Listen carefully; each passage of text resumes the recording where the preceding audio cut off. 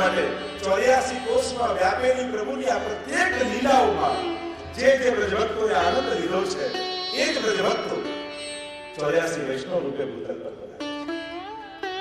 આમ 84 ના અનેક ભાવ બતાવ્યા. આગળ 84 વૈષ્ણવની વાર્તાનો પ્રારંભ શ્રી ગોકુલેશ પ્રભુ કરે છે. અને પ્રથમ વાર્તા શ્રી દામોદરદાસ હરસાણીજી. આ સર્વ વૈષ્ણવોના સ્વરૂપાત્મક છે. પ્રથમ વૈષ્ણવ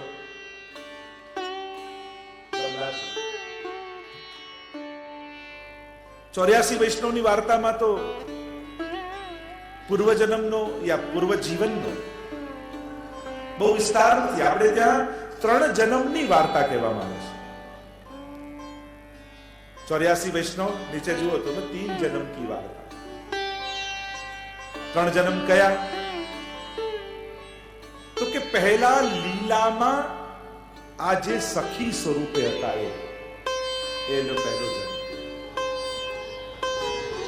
લીલામાં કોઈને કોઈ અપરાધ યા ભગવદ ઈચ્છાથી એ જીવ ભૂતલ પર આવ્યો અને મા બાપને ત્યાં એમનો જન્મ થયો. એમનો બીજો જન્મ. અને ત્રીજું, આ જીવો જ્યારે મહાપ્રભુજી અને ગોસાઈજીના શરણે આવ્યા અને આપણે ત્યાં બ્રહ્મ સંબંધ પણ એક નવો જન્મ માનવામાં આવે છે. 252 વર્ષોની વાર્તામાં તો આવે છે, પરીક્ષા કરી કે આ નવો જન્મ થાય છે કે નહીં. તો આ નવો જન્મ થાય છે કે નહીં.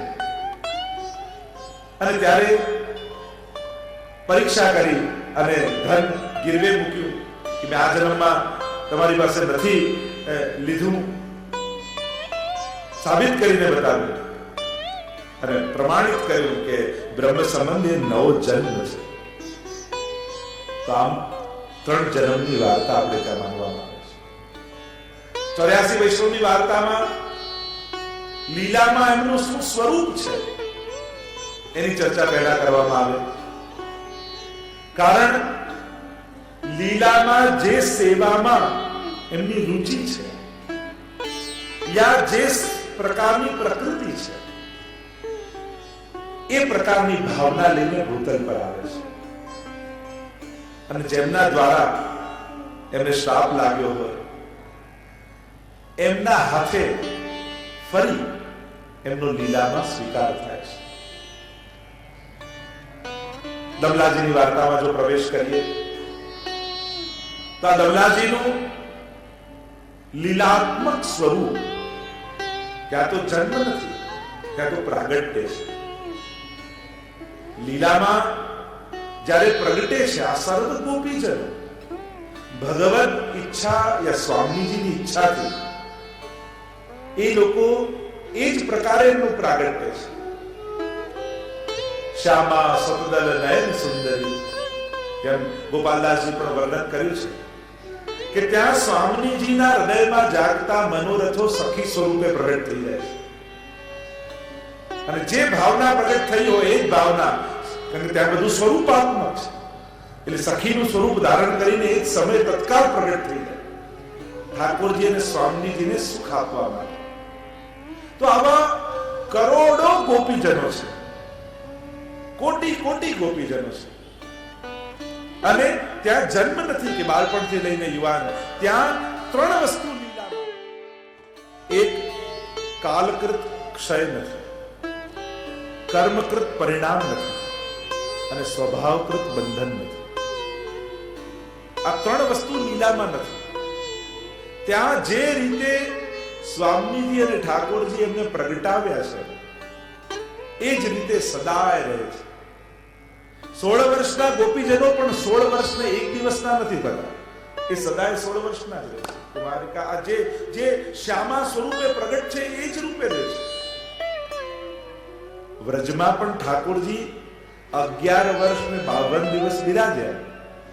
તો એમ ન માનતા કે ઠાકોરજી 11 વર્ષ ને 52 દિવસના હતા. એ તો સર્વ સ્વરૂપે બિરાજે છે. કેવલ 11 વર્ષ ને 52 દિવસની અવધિ સુધી પ્રભુ બ્રજમાં બિરાજે. પણ એ 11 વર્ષ ને 52 દિવસના જતા એવું ન કહેવાય.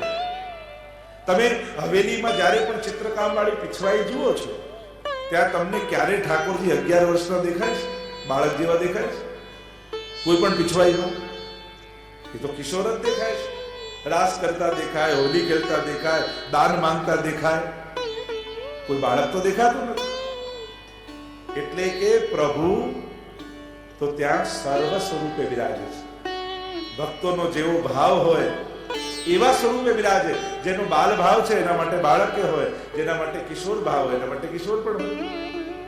અને એટલા માટે ઠાકોરજીને આયુષ્યનું યા વયનું બંધન ન બનાય. એ તો ભક્તોના ભાવને ધારણ કરી એવા વયના ઠાકોરજી થઈને ભક્તોને પ્રાપ્ત થાય છે. તો આ ગોપીજનો જે લીલામાં બિરાજે છે, સીધો વિષય પર આવો.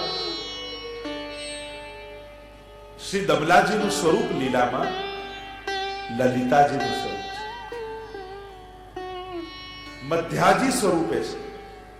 એટલે કે મધ્યાજી સ્વરૂપ એટલે ઠાકોરજી અને સ્વામીજી આ બંનેની લીલામાં એ માધ્યમ બને છે.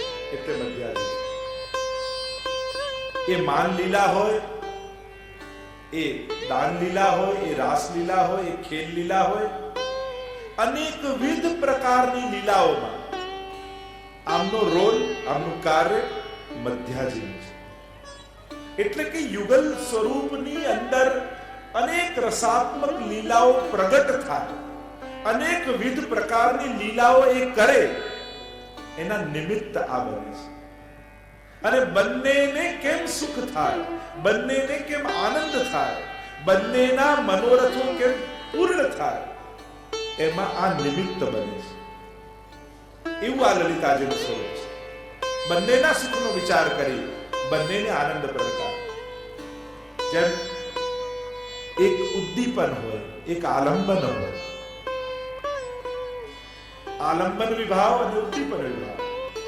હવે ઘણી બધી આપણે ત્યાં રસાત્મક એ પ્રસંગો કયા છે, ચરિત્રો કયા છે, એના અનેક પ્રકાર કયા છે, પણ એમાં ઊંડા ન જતા આ લલિતાજીનું સ્વરૂપ દમલાજીનું છે. અને એવા પરમ ચતુર છે કે ચતુરાઈ પૂર્વક જો સેવામાં બે પ્રકારના જીવ જોવા મળશે. એક બહુ નિર્દોષ, બહુ ભોળા, એવા પણ ભગવદીઓ છે કે જે ચતુરાઈ જાણતા નથી. અને બીજા એવા છે જે પરમ ચતુર છે. અને ચતુરાઈ તાકી સાચી. ચતુરાઈ કહ્યું સોહી કુશળતાસ પરમાનંદ જો હરિ સન્મુખ દાય. કુશળતા અને ચતુરાઈ એટલે આ સંસારમાં આપણે જેને ચતુરાઈ માનીએ છીએ એ તો પતનની સૌથી મોટી મૂર્ખતા હોય છે. આપણે લૌકિકમાં હોશિયાર કોને કહીએ? જેને બીજાને છેતરતા આવડે એ સ્માર્ટ કહેવાય. આપણી તો વ્યાખ્યા શું?